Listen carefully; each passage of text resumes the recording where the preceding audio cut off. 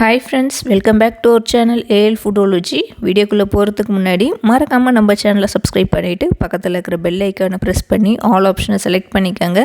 அப்பதான் நான் போடுற எல்லா வீடியோஸோட நோட்டிஃபிகேஷனும் உங்களுக்கு கிடைக்கும். இன்ஸ்டாகிராம்ல அப்படியே நம்ம பேஜை ஃபாலோ பண்ணிக்கங்க. இன்னைக்கு ரொம்ப ஹெல்த்தியான ஒரு முருங்கைக்கீரை சூப் ரெசிபி தான் செய்ய போறோம். வாங்க எப்படி செய்யறதுன்னு பார்க்கலாம். முருங்கைக்கீரை சூப் செய்யறதுக்காக ஒரு 1/4 டீஸ்பூன் அளவுக்கு ஜீரகம், 1/4 டீஸ்பூன் அளவுக்கு சோம்பும் தட்டி வச்சுருக்கிறேன். இடித்து சேர்க்குறப்போ நல்லா வாசமாக இருக்கும். 5 பல் பூண்டு தட்டி வச்சுருக்கேன்.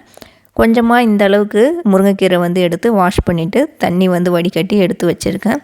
அதிகமான முருங்கைக்கீரை வேணால் கொஞ்சமாக சேர்த்துக்கங்க. அளவாக நீங்கள் எத்தனை பேருக்கு செய்ய போகிறீங்களோ அதுக்கேற்ற மாதிரி சேர்த்துக்கங்க. இப்போ சூப் செய்கிறதுக்காக ஒரு பாத்திரம் வச்சு 1 டேபிள் ஸ்பூன் அளவுக்கு பட்டர் சேர்த்துருக்கேன். உங்கள்கிட்ட பட்டர் இல்லைன்னா நீங்கள் ஆயில் சேர்த்துக்கங்க. பட்டரில் சேர்க்குறப்போ நல்லா வாசமாக இருக்கும். அது ஹீட் ஆன பிறகு நான் இடித்து வச்ச இந்த ஜீரகம், சோம்பு, பூண்டு இதை சேர்த்துக்கிறேன். இதை சேர்த்துட்டு நல்லா ஃப்ரை பண்ணிக்கலாம். சின்ன வெங்காயம் ஒரு 10 வெங்காயம் ஸ்லைஸ் பண்ணி வச்சுருக்கேன். அதை சேர்த்துக்கிறேன். சின்ன வெங்காயம் சேர்த்துட்டு நல்லா சாத்தே பண்ணிக்கலாம். ஒரு 15 செகண்ட்ஸ் நல்லா சாத்தே பண்ணிக்கோங்க. இந்த முருங்கைக்கீரை சூப்புக்கு சின்ன வெங்காயம் சேர்க்குறப்போ நல்ல ஹெல்த்தியும் கூட, நல்ல டேஸ்ட்டும் கொடுக்கும். இதை லைட்டாக சாத்தே பண்ணிவிட்டு ஒரு ரஃப்பாக ஒரு தக்காளி கட் பண்ணி வச்சுருந்தேன், அதையும் சேர்த்துக்கிறேன்.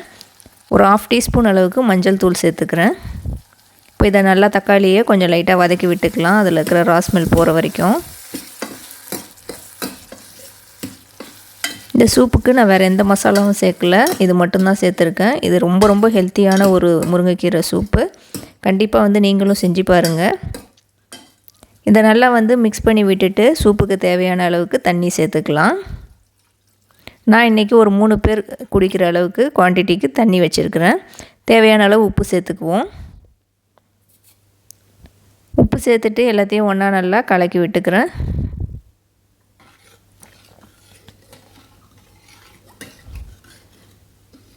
இது எல்லாத்தையும் நல்லா மிக்ஸ் பண்ணி விட்டுட்டு நம்ம மூடி வச்சிடலாம். நல்லா கொதித்து ரெடியாகி வரட்டும். அதுக்கப்புறம் ஓப்பன் பண்ணி பார்ப்போம். ஏற்கனவே நம்ம சேனலில் நான் நாட்டுக்கோழி சூப் வீடியோ போட்டிருக்கேன். லிங்க் கொடுக்குறேன் டிஸ்கிரிப்ஷன் பாக்ஸில், செக் பண்ணி பாருங்கள். இப்போ பாருங்கள், கொஞ்சம் நேரம் கழித்து நான் ஓப்பன் பண்ணிட்டேன். இது மாதிரி நல்லா கொதிச்சிட்டு இருக்குது. இந்த ஸ்டேஜில் ஓப்பன் பண்ணிக்கோங்க. இப்போ இதை லைட்டாக மிக்ஸ் பண்ணி விட்டுட்டு இப்போது நம்ம முருங்கைக்கீரை சேர்த்துக்கலாம்.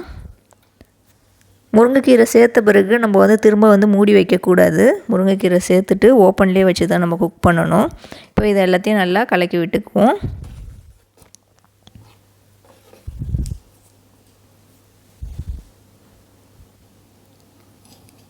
இது எல்லாத்தையும் மிக்ஸ் பண்ணி விட்டுட்டு நான் பெப்பர் இடித்து வச்சுருக்கேன், அதை சேர்த்துக்கிறேன்.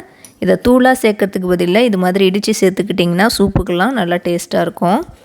இப்போ சேர்த்துட்டு எல்லாத்தையும் நல்லா மிக்ஸ் பண்ணி விட்டுக்குவோம். இதை அப்படியே ஓப்பன்லேயே வைப்போம். நல்லா ஒரு 5 நிமிஷத்துக்கு நல்லா கொதித்து வரும். நம்ம எதுவும் மூடிலாம் வைக்க வேணாம். கீரை மூடி வச்சு குக் பண்ணக்கூடாது. இதை அப்படியே ஓப்பன்லேயே விடுவோம். நல்லா கொதித்து ரெடியாகி வரட்டும். அந்த கீரையோட எசன்ஸ்லாம் அந்த சூப்பில் அப்போ தான் இறங்கும். இந்த மாதிரி நல்லா இது கொதித்து வரப்போ நம்ம எல்லாத்தையும் நல்லா மிக்ஸ் பண்ணி விட்டுக்கலாம். ஆல்மோஸ்ட் எல்லாமே ரெடி ஆகிடுச்சு. சூப் நல்லா ரெடி ஆகிடுச்சு. இந்த ஸ்டேஜில் ஸ்டவ் ஆஃப் பண்ணிக்கிறேன். ஸ்டவ் ஆஃப் பண்ண பிறகு உடனே நம்ம மூடி வச்சிடலாம். மூடி வச்சு ஒரு 10 நிமிஷம் கழித்து நம்ம சர்வ் பண்ணி குடிப்போம். ஏன்னா அப்போ தான் அந்த கீரையோட அந்த எசன்ஸ்லாம் சூப்பில் நல்லா அப்சர்வ் ஆகிருக்கும்.